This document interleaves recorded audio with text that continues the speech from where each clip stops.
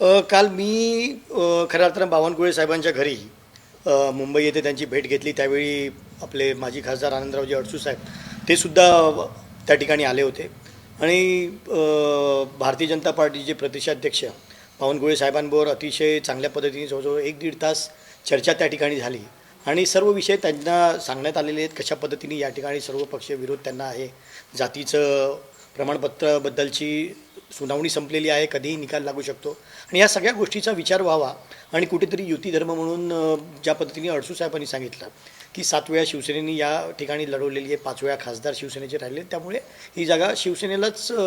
सुटावी, या सगळ्या मागण्या आम्ही त्या ठिकाणी बावनकुळे साहेबांबरोबर मांडलेल्या आहेत आणि अतिशय सकारात्मक चर्चा त्या ठिकाणी बावनकुळे साहेबांबरोबर झालेली आहे. प्रमाणपत्राचा निकाल अजून सुप्रीम कोर्टाने दिलेला नाही, त्यामुळे तुम्हाला वाटते का कुठेतरी भाजप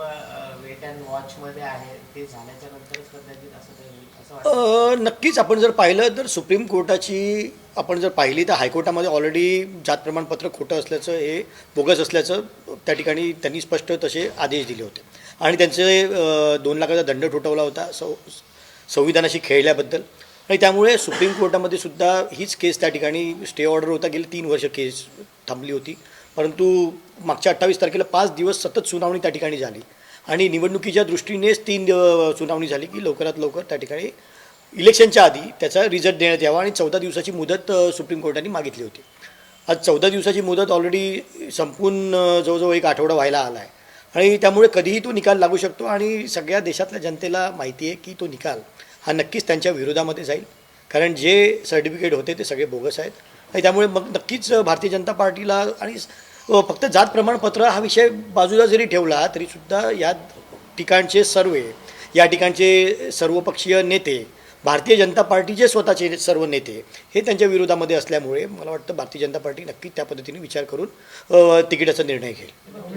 भाजपाकडून जर समजा आणायचं, जर समजा उद्या परवा यादी आली, जर समजा नवनीत राणाचं नाव आलं, परंतु अमरावती जिल्ह्यामध्ये नवनीत राणाचं जे महायुतीचे घटक पक्ष आहे, भाजपचा एक गट आहे, प्रहार बच्चू कडूचा एवढा मोठा गट आहे, शिंदे गटाची शिवसेना आहे, जसं तुम्ही जा, राष्ट्रवादीचे अजित पवारचं गट, या सगळ्यांचा तर विरोध आहे. मग हे कसं होणार आता जर विरोध असेल तर? नाही, नक्कीच हा सर्व पक्षीय विरोध नक्कीच भारतीय जनता पार्टीने लक्षात घेतलेला आहे मला वाटतं आणि काल मी ज्या पद्धतीने सांगितलं अतिशय सकारात्मक चर्चा श्री बावनकुळे साहेबांबरोबर झाली आणि नक्कीच भारतीय जनता पार्टी त्या गोष्टीचा विचार करते असं मला वाटतंय.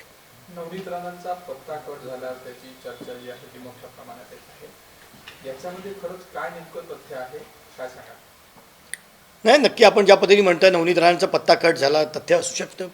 कारण ह्या सगळ्या गोष्टींची आपण जर खरं हे पाहिली की सगळे पक्ष विरोधात आहेत, सुप्रीम कोर्टाचा निकाल कधी येऊ शकतो आणि त्यामुळे जर भारतीय जनता पार्टीने उद्या चुकून जर तिकीट दिलं तरी एकतर निवडून येणार नाही, विरोध सगळ्यांचा पत्करावा लागेल आणि त्या उलट बदनामी वेगळी होईल जर सुप्रीम कोर्टाचा उद्या निकाल लागला. मागासवर्गीयांचा रोष संपूर्ण देशभर ओढवून घ्यावा लागेल, हा सुद्धा सगळ्यात मोठा विषय. तुम्ही शिवसेनेतर्फे जी आहे ती लोकसभेवर दावा करताय, तुम्हाला जर उमेदवारी पक्षाने दिली नाही तर रवी राणांचा तुम्ही प्रचार करणार का? आणि रवी राणांनी ज्या पद्धतीने म्हणून दाखवलाय की सर्वच्या सर्व विरोधकांना मी एका स्टेजवर बसवीन,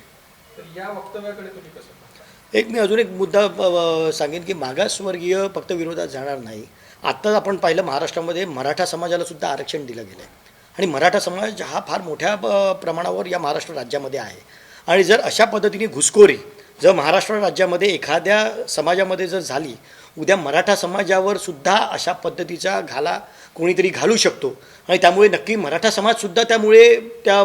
विरोधात नक्की जाईल, हा सुद्धा मला खात्री आहे आणि त्यामुळे नक्कीच भारतीय जनता पार्टी त्यावर विचार करेल की कुठल्याही प्रकारे कुठल्याही आरक्षण दिलेल्या लोकांवर अन्याय होणार नाही. दुसरा विषय आपण जो म्हटलात तर सगळे नेते एका स्टेजवर येण्याचा विषयच नाही आणि ती रवी राणाच्या याला मी आधी सांगितलं की मी भीक घालत नाही आणि मी सोडा बच्चू भाऊंनी सुद्धा त्यांच्या ह्याच्यात अतिशय प्रांजळपणे सांगितले आणि त्यांच्या शैलीमध्ये सांगितलेलं आहे की मी घबरावलो आहे, जेवढं मी देवेंद्रजी आणि एकनाथ शिंदे साहेबांना घाबरत नाही तेवढं मी यांना, म्हणजे खऱ्या अर्थाने यांना निवडणुका लढायच्या आहेत की नाही हीच नीती आजपर्यंत रवी राणा आणि त्यांची धर्मपत्नी ह्यावरून जनतेने लक्षात घेण्याची गरज आहे. आजही ते धमकावत आहेत,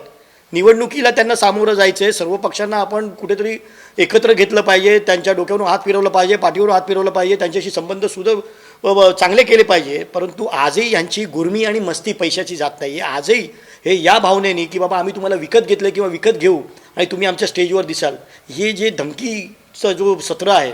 हे मला वाटतं अतिशय बालिशपणा, अतिशय इमॅच्युरिटी राजकारणातली आणि आतताईपणा आणि स्वतःला ग्रेट समजण्याची जी ही वृत्ती आहे हीच यांना घातक ठरणार आहे आणि हीच यांना मारक ठरणार आहे. हा एवढा आतताईपणा रवी राणांचा पक्षश्रेष्ठीमध्ये खपवून घेतला जातो, काय वाटतं कोण यांच्या पाठीशी असलं पाहिजे? ज्यावेळी यांनी स्टेटमेंट दिलं होतं त्या दिवशीच मी भारतीय जनता पार्टीच्या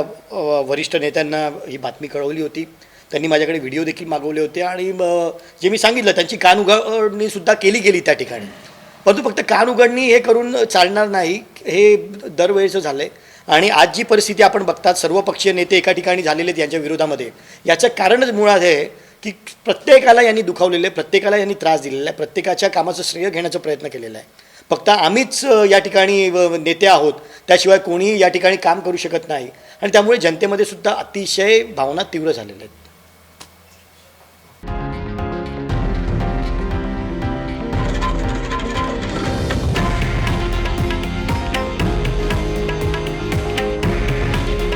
हे आहे देशातील नंबर 1 न्यूज नेटवर्क आणि आपण पाहत आहात TV9 मराठी.